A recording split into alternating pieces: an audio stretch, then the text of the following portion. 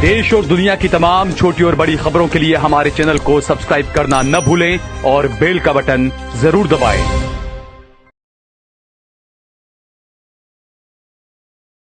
नमस्कार दोस्तों, स्वागत है आपका देश लाइव में और आपके साथ मैं हूं आशिमा।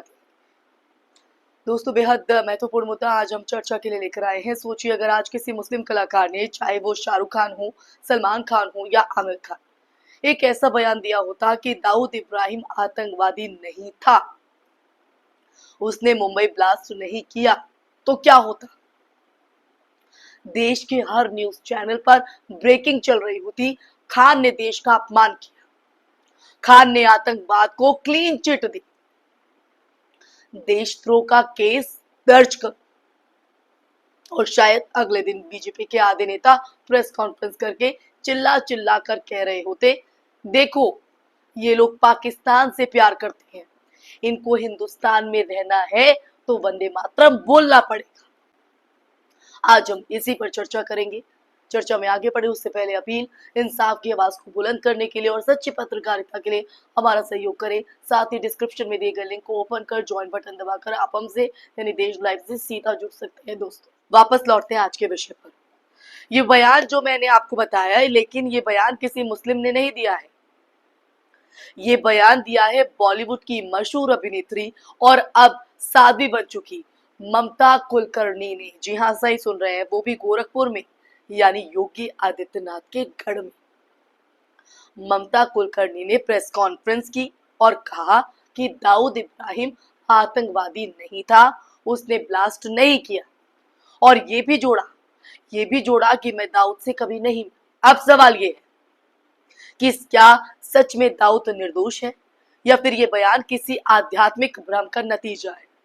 और उससे भी बड़ा सवाल ये कि आखिर मीडिया इस बयान पर खामोश क्यों है? क्योंकि किसी अकरम और वसीम ने नहीं दिया है बयान।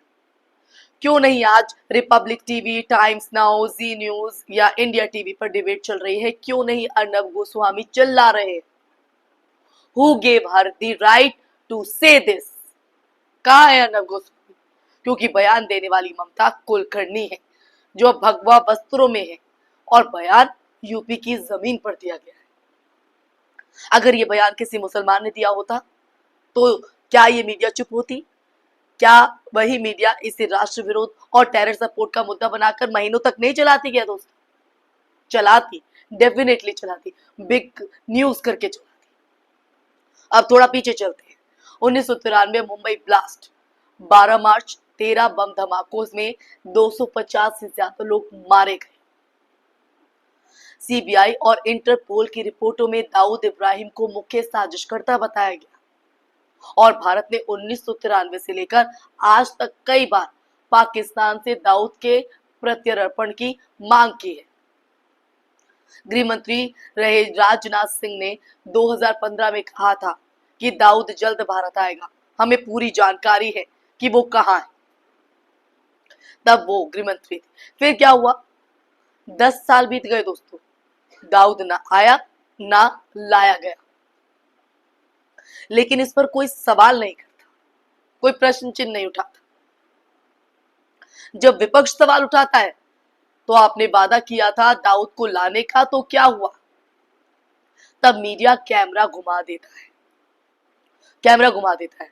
गोदी मीडिया के लिए असली मुद्दा बन जाता है शाहरुख की फिल्म में मुस्लिम नाम क्यों है, आमिर ने भारत असहिष्णु क्यों कहा, या सलमान ने गजा पर बयान क्यों दिया।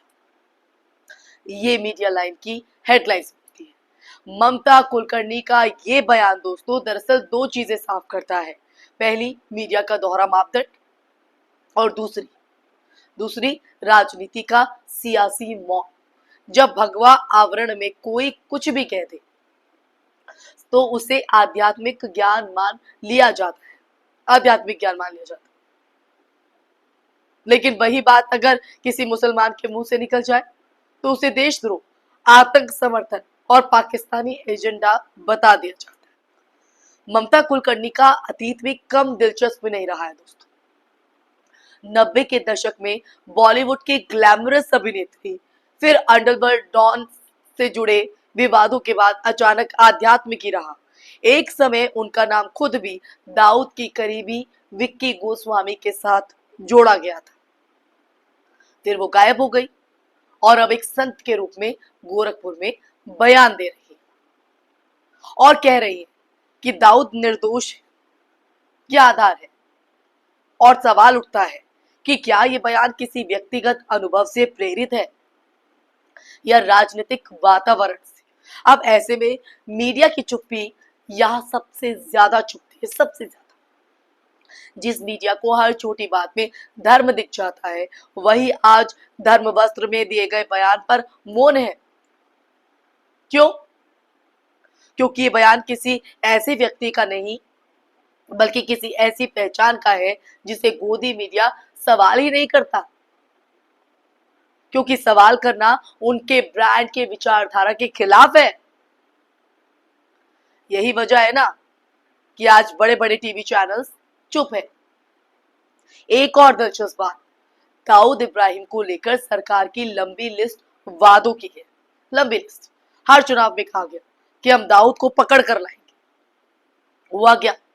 2014 में, 2016 में, 2019 की बात करें, हर बार वही बयान, वही हेडलाइन। अब 2025 आ गया दोस्तों, दाऊद ना आया ना लाया गया। कहाँ है दाऊद? ये सवाल अभी भी बना हुआ है। लेकिन किसी पत्रकार ने राजनाथ सिंह या अमित शाह से पूछा तक नहीं क्या वो वादा झूठा था।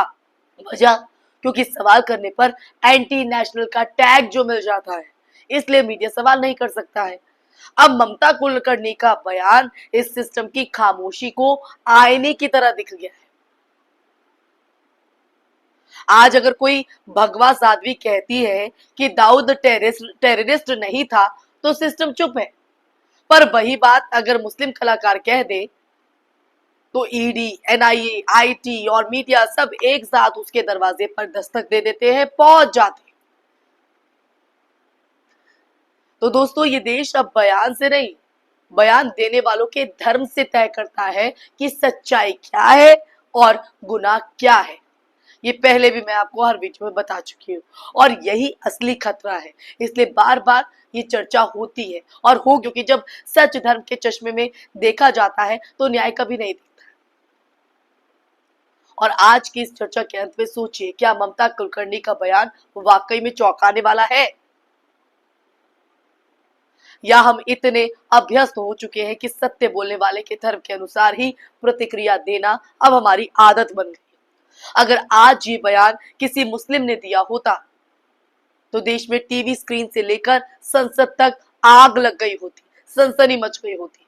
पर आज सब शांत है, सब मौन है, क्योंकि ये बयान भगवा चोले में लिपटा हुआ है, एक साध्वी ने दिया है। और यही खामोशी सबसे जोरदार आवाज है जो बताती है कि आज सत्य रही पहचान ही सबसे बड़ा धर्म बन चुका है। इसी के साथ इस चर्चा में फिलहाल के लिए बस इतना ही दोस्तों। ये चर्चा आपको कैसी लगी कमेंट बॉक्स में कमेंट करके बताइएगा। साथ ही इस वीडियो को ज्यादा से ज्यादा शेयर कीजिएगा और हमारे चैनल देश लाइव को सब्सक्राइब कीजिएगा। फिर हाजिर होंगे एक नए विषय के साथ, तब तक के लिए नमस्कार।